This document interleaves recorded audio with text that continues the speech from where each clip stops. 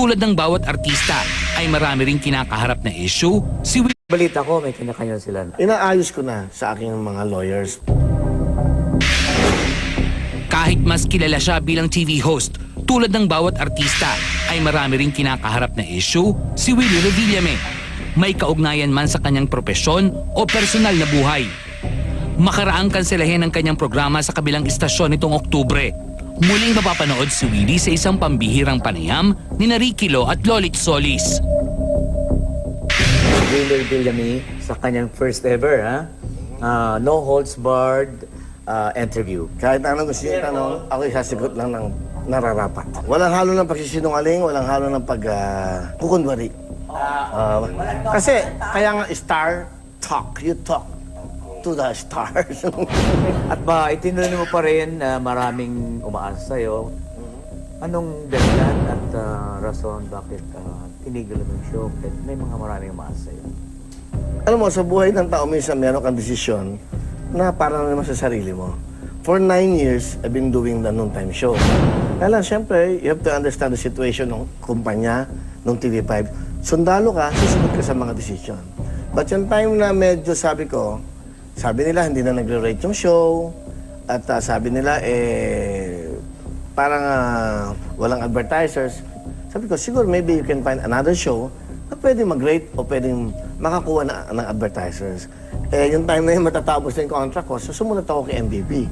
And I told him na siguro this is the time na magpapahinga muna ako. And then at the same time, ito yung time na maybe they can find a new show para naman sa gusto nila na makabawi din naman sila. Although may option naman na i-renew yung contract mo. Binigyan ako ng renewal. Ang totoo niya, no? November pa lang, November pa lang last year, bago mag-October, may renewal na ako. So kaya lang, dumating yung time na sa sarili mo gusto mo na magpahinga. Pag reinvent din sarili mo, saka yung time na yun, busy ako dito sa mall. Yung mga staff mo daw, pinahanap mo ng kanya-kanyang trabaho. At balitang-balitang binigyan mo mga kotse yung mga staff mo, no? Binawi mo daw yung kotse dahil wala pa sa pangalan nila yung mga kotse. Hindi pwedeng bawiin. Actually, regarding sa mga kotse, binigay ko yan nung pang sumama sila sa akin. Hindi, walang bawian dyan.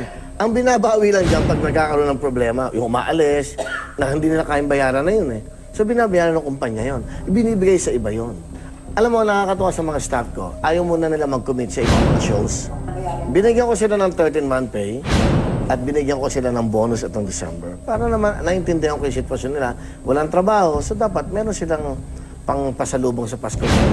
Ang nakakatuwa sa kanila, meron sila mga racket-racket. Sabi ko, hanap muna kayo para makatulong sa inyo. Ngayon, sabi ko, kung sakaling makakabalik na tayo, kung sino pang available at gusto pa sa akin, welcome kayong lahat. Dahil mahal ko lahat yung mga staff ko. Ito, Willie, alam ko natural yan sa'yo. Yung on-air, pagagalitan mo yung staff mo, o asisitahin mo sila, bakit mo daw ginagawa yung ganito? Para matuto sila. Kasi for a longest time, araw-araw kami magkakasama, hindi ka pa natututo. Kailan ka matututo? Lagi na lang bakit ang pagsasabihan sa likod ng camera. Pag pumasok ka sa isang profession, dapat aralin mo. Kinakausap ko yan. O, ganito ha, alam niyo na, mahalin niyo yung trabaho niyo kasi yan ang nagbibigay ng magandang buhay sa pamilya niyo. Pero kung sa aspeto ng kanyang personal na buhay ang paksa, tila matatabunan nito ang maganda at mapagkawang-gawang imahe ni Willie sa paningin ng kanyang mga katrabaho at maging sa publiko. Gaano katotoong naguguman daw siya sa pagsusugal sa kasino at nagpapatalo ng milyon-milyong piso.